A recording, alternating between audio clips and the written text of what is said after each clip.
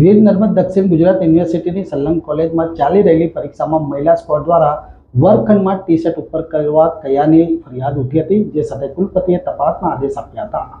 વીએનએસજીયુની સંલગ્ન કોલેજમાં ચાલતી રેગ્યુલર તેમજ એટીકેટીની પરીક્ષામાં આ વર્ષે પહેલી વખત મહિલા સ્ક્વોડની ટીમ તૈયાર કરાઈ હતી। તેમાં મહિલા પ્રોફેસરોનો પણ સમાવેશ કરવામાં આવ્યો છે, જેમાં સેલ્ફ ફાઇનાન્સ કોલેજની 3 મહિલા પ્રોફેસરોને સામેલ કરાઈ હતી। આ મહિલા સ્ક્વોડની ટીમ ગઈકાલે યોજાયેલી પરીક્ષામાં ચેકિંગ માટે કામરેજ અને ભરૂચ ખાતે ગઈ હતી। આ દરમિયાન એક વર્ગખંડમાં ચેકિંગ કરતી વખતે વિદ્યાર્થીનીઓને ટી શર્ટ ઉપર કરવા જણાવ્યું હોવાના આક્ષેપો થયા છે। સમગ્ર વર્ગખંડની વચ્ચે આ રીતે ચેકિંગ કરાતા વિદ્યાર્થીનીઓ ક્ષોભજનક સ્થિતિમાં મુકાઈ ગઈ હતી। વીએનએસજીયુના કુલપતિ ડોક્ટર કિશોરસિંહ ચાવડાએ જણાવ્યું હતું કે મહિલા સ્ક્વોડના પ્રોફેસર દ્વારા વિદ્યાર્થીનીઓની ચેકિંગ કરતા નારાજગી જોવા મળી છે। યુનિવર્સિટીને કોઈ પણ વિદ્યાર્થીનીઓ દ્વારા લેખિતમાં ફરિયાદ કરવામાં આવી નથી, પરંતુ મૌખિક મળેલી ફરિયાદના આધારે તપાસ શરૂ કરવામાં આવી રહી છે। આપણી વીર નર્મદ દક્ષિણ ગુજરાત યુનિવર્સિટીની વિવિધ પરીક્ષાઓ જે ચાલી રહી છે તેમાં અલગ અલગ માધ્યમથી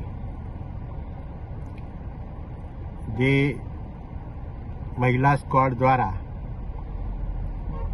મહિલા વિદ્યાર્થીનીઓની જે તપાસણી કરવાની પદ્ધતિ સામે જે ફરિયાદ આવી છે એની લેખિત ફરિયાદ કોઈ પણ પ્રકારે યુનિવર્સિટીને મળેલ નથી, પરંતુ ઓનલાઈન સ્ક્વોડ સાથે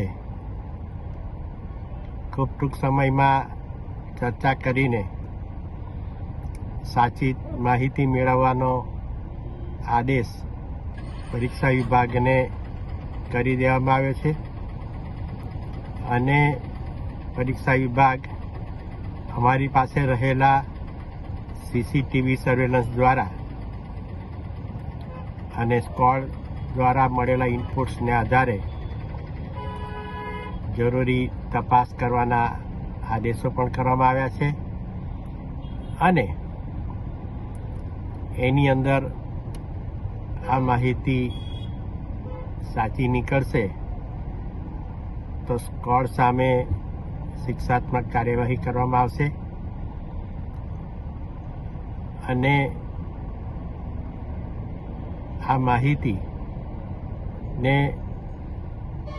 જે માધ્યમથી મળી છે એ માધ્યમથી પણ અમે પરીક્ષા વિભાગને તપાસ કરવા માટેના આદેશો જારી કરી દેવામાં આવ્યા છે। પ્રણામ।